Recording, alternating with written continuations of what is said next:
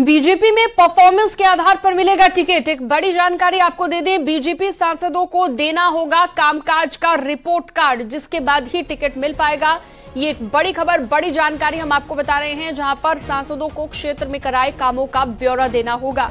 संगठन के अभियानों में सक्रियता का भी ब्यौरा देना होगा। बीजेपी सांसदों को 3 पेज के एक फॉर्म में पूरा ब्यौरा भेजना है और बीजेपी सांसदों ने अपने लोकसभा में महाजन संपर्क अभियान में कितना काम किया है। सांसदों को सरल ऐप में पूरे अभियान की फोटो डालनी होगी। महासंपर्क अभियान के सहारे सांसदों का रिपोर्ट कार्ड तैयार कर रही है बीजेपी और इसमें लगे प्रवासी नेता हर सांसद का ब्यौरा जुटा रहे हैं।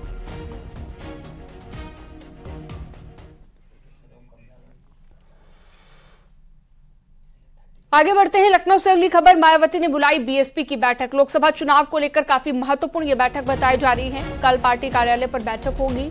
चुनाव की रणनीति को लेकर निर्देश दिए जाएंगे। मंडल और जिला स्तर के पदाधिकारी भी इसमें शामिल होंगे। तो मायावती ने बीएसपी की अहम बैठक बुलाई है। लोकसभा चुनाव को लेकर बीएसपी भी इस बार जोरों शोरों से तैयारी कर रही है और जिला स्तर के पदाधिकारी भी इसमें शामिल होंगे। चुनाव की रणनीति तय की जाएगी।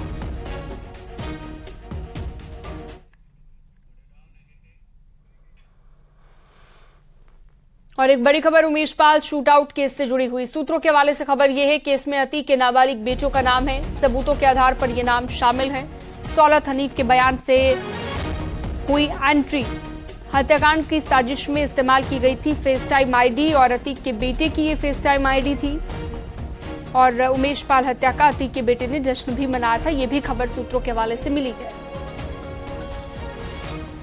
प्रतीक के बेटे की फेस टाइम आईडी थी। यहां पर कई खुलासे लगातार इस मामले में हो रहे हैं। उमेश पाल शूटआउट केस से जुड़ा एक और बड़ा खुलासा हम आपको बता रहे हैं। अतीक के नाबालिग बेटों का नाम भी अब शामिल हो गया है, सामने आ गया है ये नाम।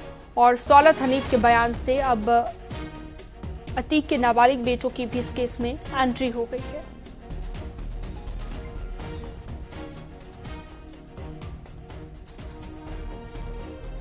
तो बड़ी जानकारी लगातार आपको हम दे रहे हैं। अतीक के बेटे की फेस टाइम आईडी के जरिए यहां पर यह वारदात की गई थी। साजिश में इस्तेमाल की गई थी face time ID. Sarvesh Dubey जुड़ गए हैं फोन लाइन पर ज्यादा जानकारी के लिए। सर्वेश, हम देख रहे हैं लगातार एक के बाद एक खुलासे होते गए और अतीक का पूरा परिवार ही इसके घेरे में आ गया। चाहे हम शाइस्ता की बात कर ले, अब उसके नाबालिग बेटों पर भी गाज गिर रही है और जो फेस टाइम आईडी का जिक्र किया जा रहा है, जरा विस्तार से बताइए कैसे इस फेस टाइम आईडी को इस्तेमाल किया गया था। देखिए, मैं आपको बता दूं कि उमेश पाल शूटआउट केस में लगातार नए खुलासे हो रहे हैं। लगभग इस घटना को 4 महीने बीत गए हैं। अतीक अहमद और अशरफ की हत्या हो गई है, लेकिन अतीक अहमद के जो नाबालिग बेटे हैं वो की बाल सुधार गृह में राजरूपपुर में रखे गए हैं।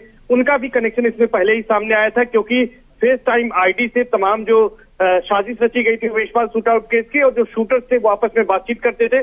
और जब अतीक अहमद के वकील खान सौलत हनीफ की गिरफ्तारी हुई थी, उस समय उसने इस बात का कबूलनामा किया था कि अतीक अहमद के नाबालिग बेटे 4थे नंबर के एसएम ने ही इस मामले में तमाम जो फेस आईडी है वो क्रिएट की थी और एक फेस आईडी ठाकुर 008@icloud.com का प्रयोग किया गया था। इस आईडी को बताया गया था कि अतीक अहमद के नाबालिग बेटे एजम ने ही तैयार किया था और इन तथ्यों के आधार पर अब पुलिस ने विवेचना में अतीक अहमद के नाबालिग बेटों का नाम भी शामिल किया है। क्योंकि दोनों नाबालिग बेटे अभी बाल सुधार गृह में हैं, तो इस मामले में आगे की विवेचना की जा रही है और जो भी तथ्य मिले हैं उनको केस डायरी में भी शामिल कर लिया गया है और उसी के आधार पर अब जांच को आगे बढ़ाया जा रहा है। और सबसे बड़ी बात आपको बता दें कि अतीक अहमद के बड़े बेटे उमर और दूसरे बेटे अली अहमद का नाम पहले ही उमेश पाल शूटआउट केस में शामिल किया जा चुका है। अतीक अहमद का बड़ा बेटा उमर लखनऊ जेल में बंद है, जबकि दूसरे नंबर का बेटा अली अहमद नैनी सेंट्रल जेल में बंद है। जबकि तीसरा बेटा असद, जो कि शूटरों के साथ शामिल था, उसे 13 अप्रैल को ही एसटीएफ ने झांसी में इनकाउंटर में मार दिया था।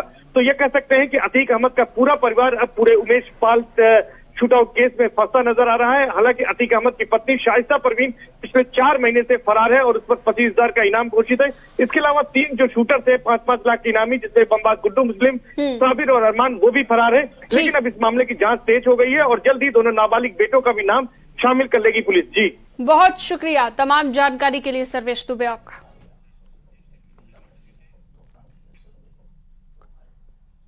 तो प्रयागराज में माफियाती के गुर्गों का आतंक अब भी जारी है। फरहान ने जेल से रंगदारी मांगी है। प्रॉपर्टी डीलर को अगवा कर ये रंगदारी मांगी गई है। 20 लाख रुपए की रंगदारी मांगी है। प्रॉपर्टी डीलर मशहूद अहमद ने यह मुकदमा दर्ज कराया है। पूरा मुफ्ती थाने में ठगी, अपहरण और धमकी साथ ही साजिश रचने का मुकदमा दर्ज हुआ। 9 जून को अगवा कर रंगदारी मांगने का आरोप लगा है।